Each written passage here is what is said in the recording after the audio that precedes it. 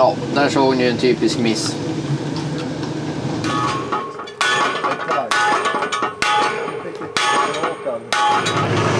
Det här kan vi spara som reserv.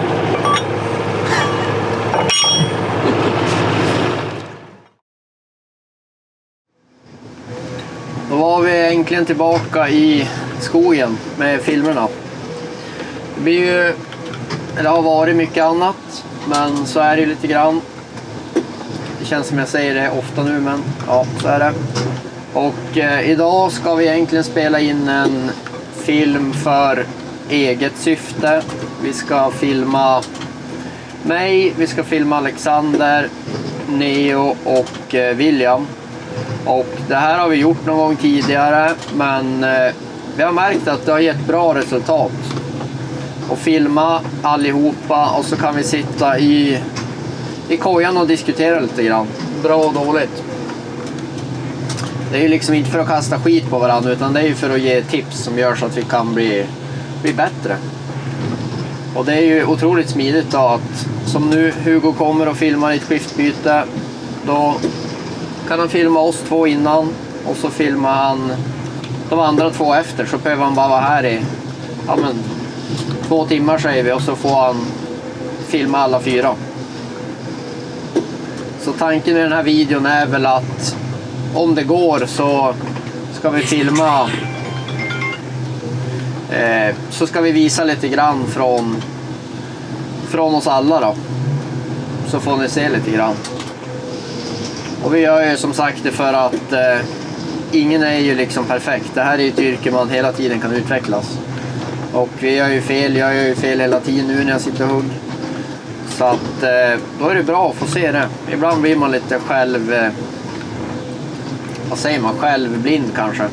När man bara sitter och kollar på sig själv hela dagarna medan man hugger. Och så ser man det inte uppifrån, utan man ser det bara liksom från hyttvinkeln. Så jag har ju själv märkt det att när jag ibland kollar igenom någon film så kan man ju sitta och fundera varför man gjorde si och så. Och så har jag tänkt på det nästa gång.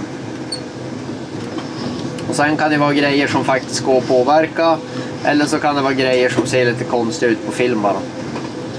Och en grej som ser konstigt ut på film, det är ju avstånd mellan träd och medelstam, grovlek. Träden ser alltid mycket grövre ut än vad de är. Plus att det ser ut som att avståndet är längre mellan träden än vad det är. Det ser liksom ut som att man tar lite hårt och det ser ut som att man lämnar lite grova toppar. Det tycker jag i alla fall. Som den här toppen nu som jag slänger bort, den är liksom 50 mm här. Och det här ser nästan ut som det kunde bli en bit till, men det kan det inte. Så det är sådana grejer man liksom har tänkt på och tänkt att man ska bättra sig. Och så när man har tänkt bättra sig så går det liksom inte. Det är samma där, det var toppen 47.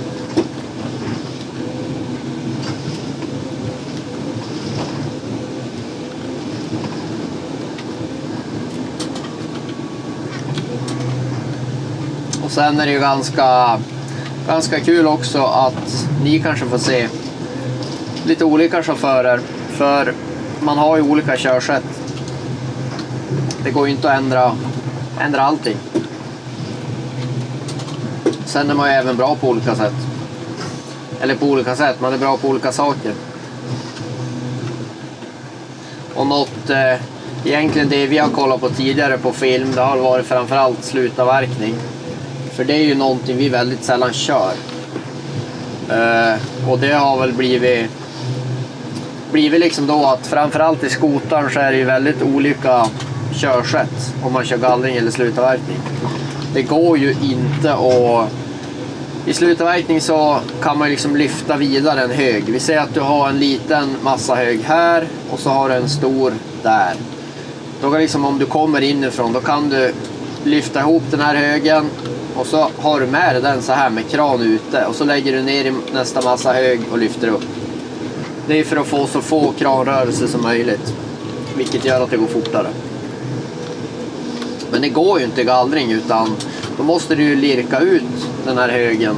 Och har du lirkan hit, då kan du ju lika gärna lägga på den. Och det är ju för att det här trädet är i vägen. Så det kan ju bli liksom att när man då hips hoppar in och kör slutavverkning när man har 90% gallring i huvudet, då kör man bara på som man brukar och så tror man att det är bra för att man är duktig på att köra gallring då. Så det var väl egentligen så det började, det här med att vi kollar lite videos. Skördarna är lite mer samma, även om det inte är riktigt samma. Man kan ju börja göra högarna lite tidigare, slutavverkning, det är inga träd i vägen. Lite sånt. Man kan veva på lite extra, det blir inga stamskador. Och blir det stamskador så gör det inget, för skiten ska ändå ner i backen liksom.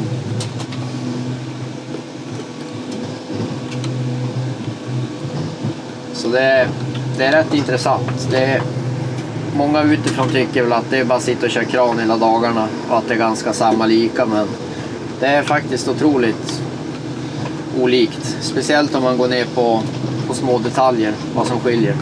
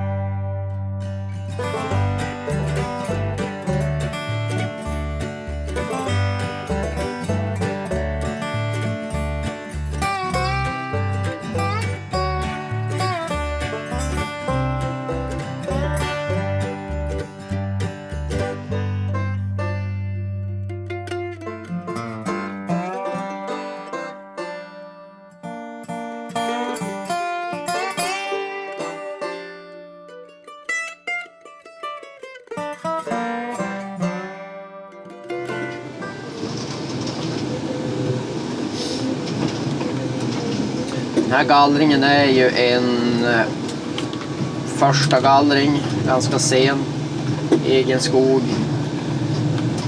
Så den är riktigt fin. Det har varit allt från stenhav till mjuka partier till som det är just nu, skitfin.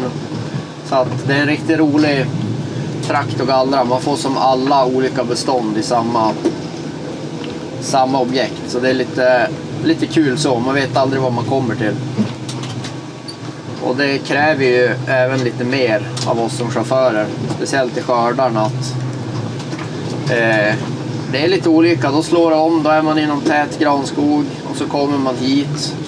Här är ett väldigt fint bestånd, talldominerat, 009 kanske. Så att man får hela tiden kalibrera om sig för att få rätt grundyta och uttag och sånt. Vilket gör det lite mer utmanande. Kör man 30 hektar tallhed 005 så till slut behöver man ju verkligen inte tänka, utan då har man ju lärt sig liksom hur avstånd ska vara och grundytan är kalibrerad och sådär. Ja, där såg ni ju en typisk miss. Stamskador den här, sköt in pinnen här. Då är ju fördelen att jag hade ju inte gjort urvalet, så nu kunde jag lämna den bredvid. Hade man fått välja hade jag ju såklart lämnat den jag tog bort nu, som jag skadade. Men då var det bra att man har lämnat båda, för då har man ju ett alternativ. Sen har vi det kom precis ut från verkstad, vi har haft lite problem med skördan längre tid. Den har varit väldigt dålig i svängmotorn, trodde vi. Man har svängt hytten fram och tillbaka, lite klunkljud blir det ju hit och dit, och det är inte upp och ner så att det är svängkransen eller lagret då, utan det är liksom att det fortsätter klucka åt sidorna. Det känns som maskinen har gått typ 20-25 000 timmar. Den blir väldigt lelös, glapp. Det är otrevligt att köra. Så vi var in och bytte faktiskt svängmotorn då, till just hytten och kramen. Vi kom ut och det var samma lika, så det var ju lite surt. Nu ska väl komma att fundera här vad nästa steg blir att byta. Om det är själva växeln som sitter mellan motorn och svängkransen, eller om det är något annat, någon sektion eller någonting. Men jag skulle tro att växeln kanske blir nästa grej att byta. Det är lite surt då, för vi tog upp hela det där när vi bytte motorn. Så nu måste vi ta upp allt igen då. Men det är dyra grejer också, så man vill inte passa på att byta bara för att man har hittat upp det. Alltid. Och det är ganska svårt att felsöka också, eftersom att det är inget fel som gör så att den inte funkar. Utan hytten svänger ju som den ska. Lite svag kanske, men det är mer liksom att den känns orolig. Och sådana fel kan ju vara lite svårt att hitta. Det är som ett elfel som funkar ibland. Det är väldigt svårt att felsöka.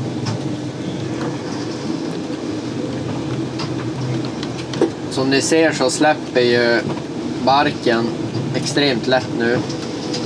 Det är varmt. Det är sån årstid. Så det är väldigt lätt att göra en stamskada. Och det kan vara lite klurigt med mätningen. Det är lätt att mäthjulet glider vidare på barken. Så man får vara lite uppmärksam på det. Vi ska faktiskt byta mäthjul idag. Det är ju det hjulet som sitter där i mitten där uppe. Som åker ut där. Det trycks ju mot stammen. Och så sitter en givare där så att det ska snurra med. Och slirar det på stammen så blir ju även mätningen fel. Då tappar den bort så hänger inte med. Och det är alltså längdmätning vi pratar om. Så vi ska byta till ett nytt sånt idag och kalibrera in det. Då blir tänderna mycket vassare. Det slits en del faktiskt, mäthjulet. Det rullar ju någon meter per dag. Även om trädet är ett mjukt material så slits det såklart. Så ett nytt sånt brukar göra susen. Speciellt som sagt nu, höst, varm sommar, vår. Vintern tycker jag det funkar ganska bra ändå. Trädet är ju som hårt fastfruset, så det vill sällan glida om det inte är så att det råkar regna och vara minus eller något. Och då är även trädet så pass hårt så man kan, om man vill, ställa upp trycket lite grann till mäthjulet så gör det ingenting.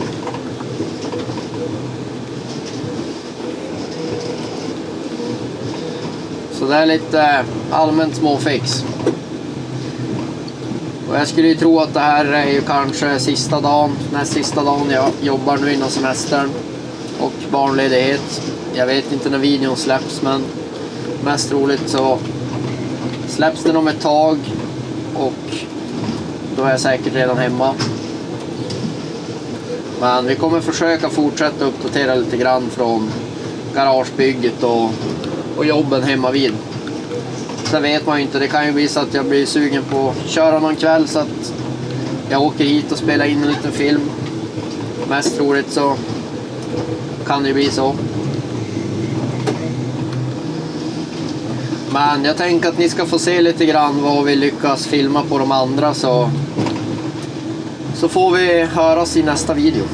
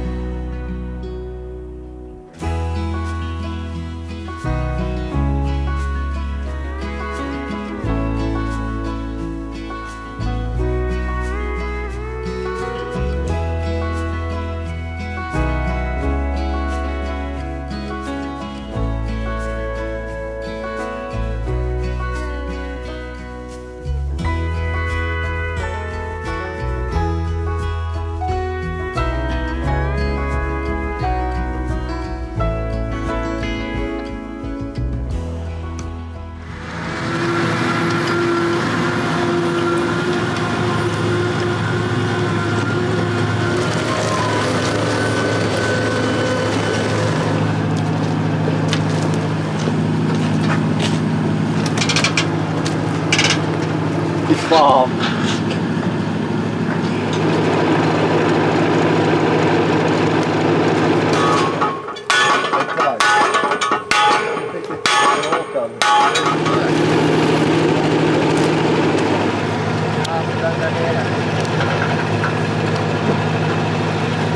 Var det på den sidan där har vi en.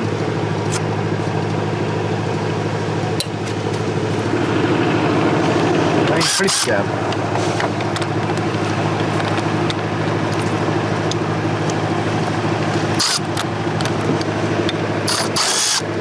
Helvete.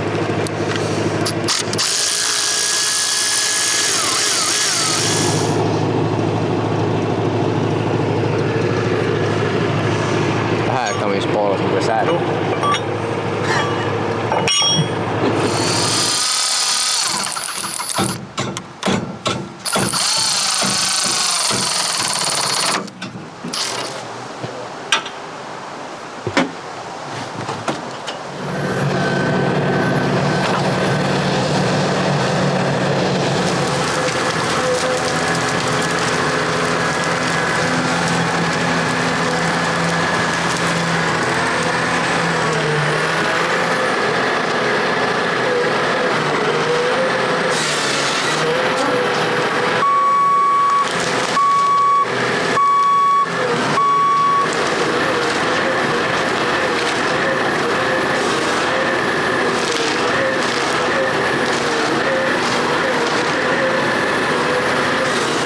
Det vi måste göra nu är ju att klava längden. För som ni såg så skilde det lite på mäthjulen. Det skilde ju inte jättemycket, men kanske 7-8 mm. Och så snurrar den ju ganska många varv. Så det blir ju en jäkla skillnad liksom när man slår ut det. Så vi ska justera längden nu så att det är okej med det nya mäthjulet. Hur är den där? Det är 8 cm.